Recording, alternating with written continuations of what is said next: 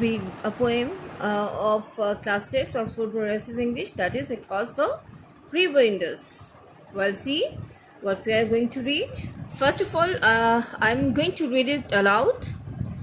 How beautiful it seems, that crowded, festering, insistent city. Third, barren heat, the cruel torn of flies, the souls paraded to indifferent eyes. The ruined houses leaning to each other, disgorging, nagged, unappealing children, playing their games in self-created filth, and rising, waiting, casting its heavy mantle.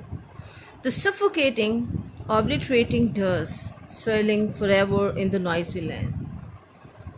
But I have crossed the river, placing the deep and easy flow of green between that life and this, clear and twilight in the distance, quite pure, captivating. Lies a city gracefully, the houses jostle each other to river spring, so the Indus mirrors those dirty shadows like a dream in crystal, and the ugliness I saw and came away from, along the placid water flows away. Well, this poem is written by Shahid Hussain. Across the Indus is written by Shahid Hussain. In this poem, Shahid Hussain talks about the significance of the river Indus. River Indus is the largest river of Pakistan. How it is majestic and ugly at the same time. The river flows through many cities and people reside in the cities, obviously, along the Indus.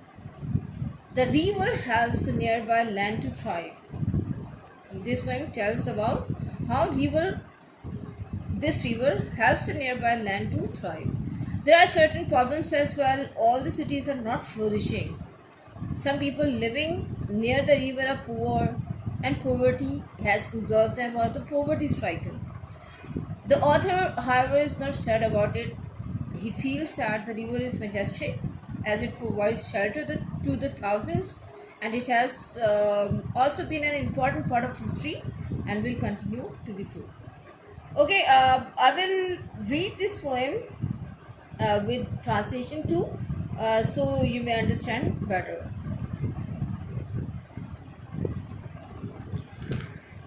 How beautiful it seems, कितना खूबसूरत दिखाई देता है.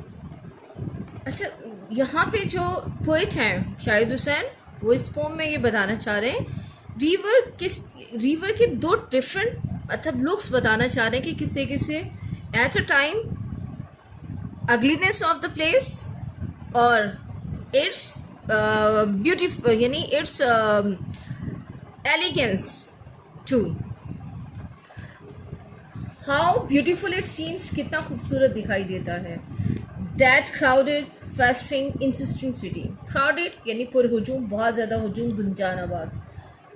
फेस्टिंग गला सड़ा, बदबूदार, गंदा के सेंस में से लेंगे. इंसिस्टेंट सिटी, तवज्जो तलब. इंसिस्टेंट का मतलब तवज्जो तलब. कितना खूबसूरत दिखाई देता है. पुरहुजूम, गला सड़ा, तवज्जो तलब शहर. Dirt, barren heat, the cruel drawn of flies.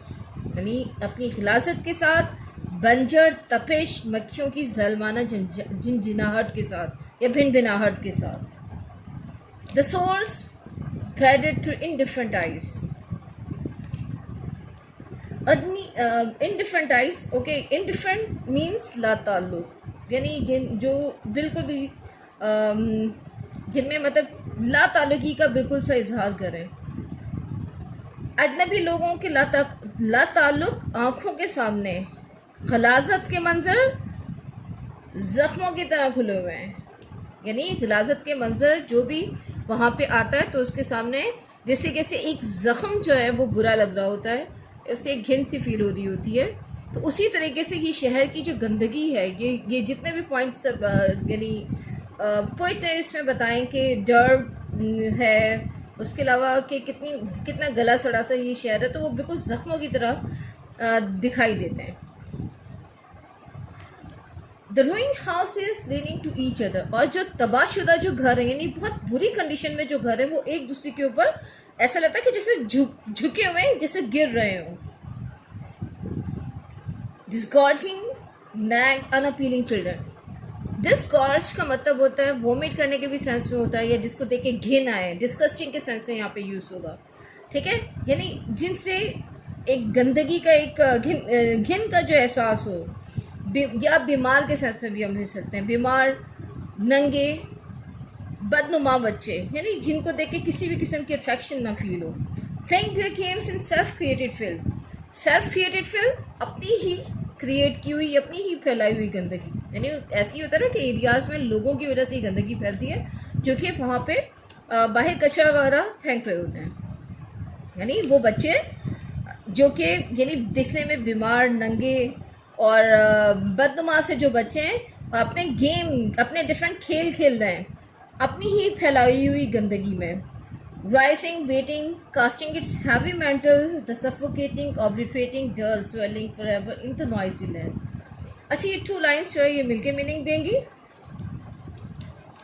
ज़मीन को ढांप लेने वाला गुबार फिजा में अटका हुआ है, ऊपर उठता है।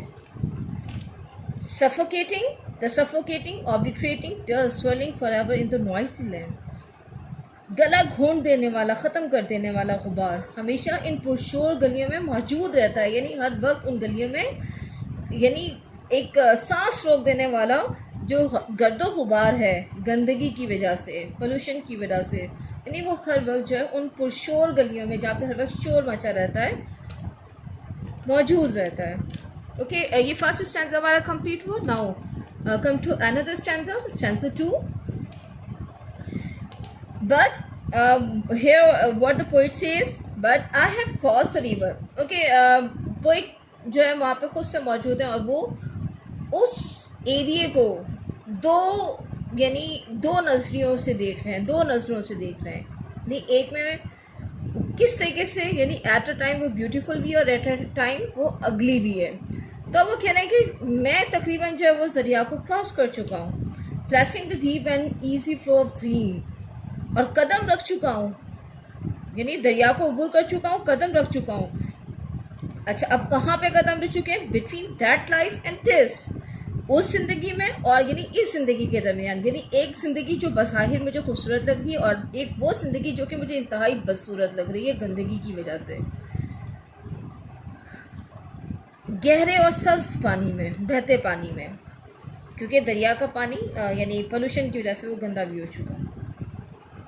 Clear and Twilight in the distance. अच्छा, अब जब वो दूर से उन घरों को देख रहे हैं पोएट, तो वो बिल्कुल साफ से भी ऐसे लग रहा है और ऐसा लगता है कि जैसे खिलौनों की तरह जो एक तरतीब के साथ में उनको रखा हो, यानी साफ शफाफ खिलौने नुमा फासला। अच्छा, और साथ में से क्या क्या फील हो रहा है, यानी जो क्वाइट प्योर एंड कैप्टिवेटिंग, यानी जो एट अ टाइम खामोश भी है, यानी बहुत खालिस सा, प्योर सा भी लग रहा है और दिलकश भी लग रहा है। लाइसिटी ग्रेसफुली, लाइसिटी, और वो जो शहर इस तरीके से है, gracefully the houses jostle each other to the river spring, के दरिया के किनारे जो खूबसूरती मकानात,